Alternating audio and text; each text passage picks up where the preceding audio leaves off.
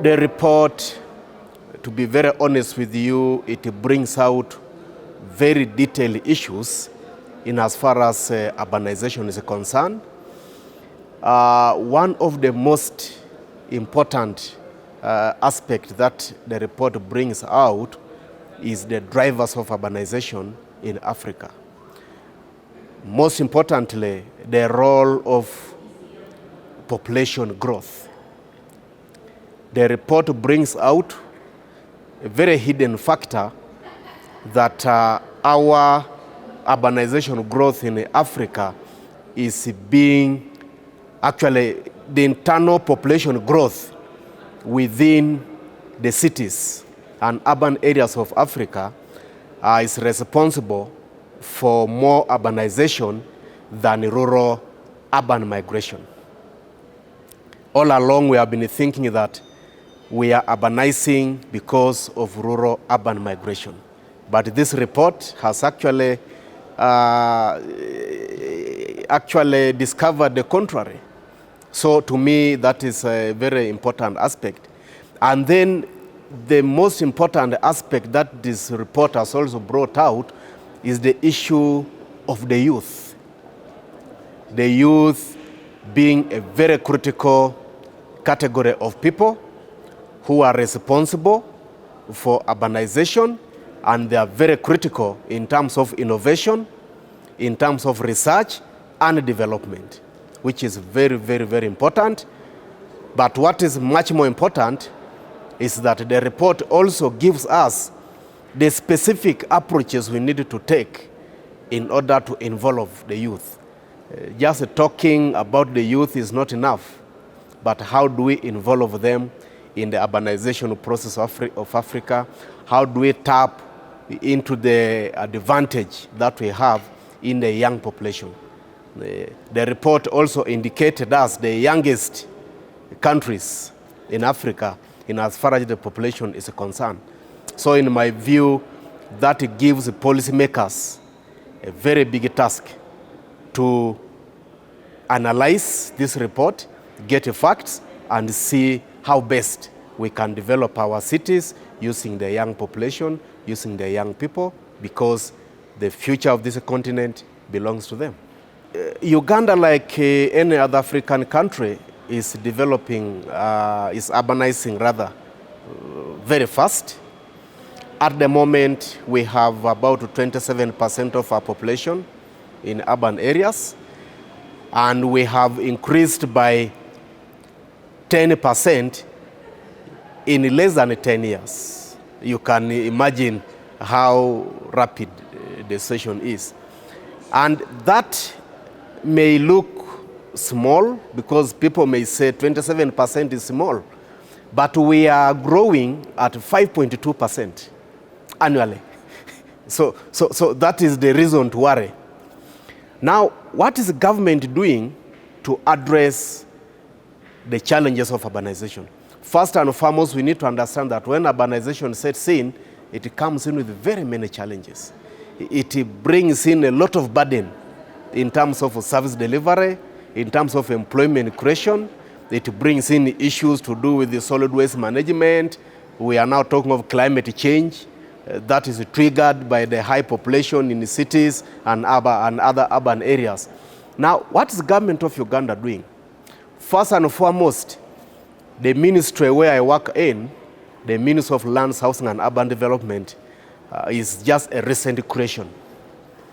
Government realized that it needed a very clear institutional framework to support sustainable urbanization. So the government of Uganda created the Ministry of Lands, Housing and Urban Development not long ago, about 10 years back, actually less than 10 years back, to address the challenges of urbanization. So that is one of the most critical decisions that government made to enable it address urbanization. Now, government also went ahead to put in place a national urban policy. Uganda is one of the few countries in Africa with a national urban policy. This policy provides for urban development in a sustainable manner, in a planned manner, It is focusing on urban productivity. It is looking at issues of climate change and environment. It is looking at issues to do with employment creation. It is also focusing on issues to do with the partnerships for sustainable urbanization. In addition to that, the government of Uganda is also investing a lot of resources in infrastructure. You agree with me, infrastructure is at the heartbeat of sustainable urbanization. As a government, we are investing a lot of resources in infrastructure development. We have also put in place various aspects that bring in the role of the people. We understand how important the people are. It is the people who build cities. Governments don't build cities. So we are putting in place a number of mechanisms that bring people closer to planning and decision making through establishment of development forums in various urban areas that provide a platform for stakeholder engagement, for stakeholder empowerment, and for stakeholder involvement in planning. Now, we are also working on our legal framework. We have a national, first and foremost, we have got our Fiscal Planning Act, which is a law that governs planning in cities and all other urban areas. We are also currently reviewing the legal framework in the country to establish a specific law that focuses on urbanization and urban development. As it is now, our cities and other urban areas are being managed using the Local Governments Act, which is not sufficient because the challenges of urban areas are completely unique to challenges of rural areas. So we want to have a clear legal framework that focuses on urban development, that focuses on urbanization, so that urbanization is elevated to a higher level. The government of Uganda has also put in place a national fiscal development plan. This national fiscal development plan or national spatial development plan identifies key areas of urbanization. It focuses on hotspots as far as urbanization is concerned. We have also recently established a number of cities. We have upgraded our municipalities into cities. By so doing, we feel it elevates the challenge of urbanization so that it is managed at all levels. Of course, not to forget our decentralization policy, which empowers these urban councils to make their own decisions in terms of planning and development. Now, when it comes to the issue of climate change, we have got a national climate change policy for Uganda. We also have a national law, Climate Change Act, which helps us focus on issues of climate change in urban areas. As if that's not enough, we are also currently looking at, we have got a program approach to development. Initially, various entities of government would plan and budget on their own.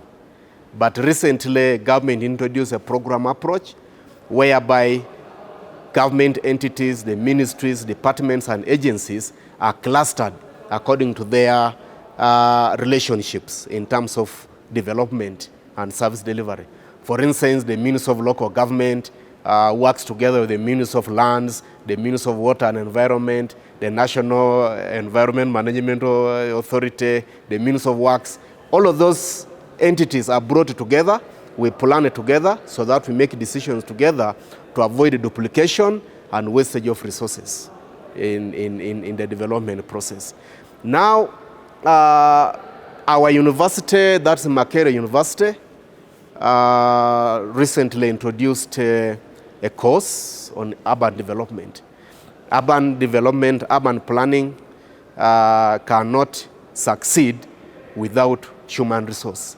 So Makerere University and other universities now are producing urban planners, are producing engineers, are producing architects, are producing surveyors, and all the relevant people in as far as the knowledge mix is required in urban development.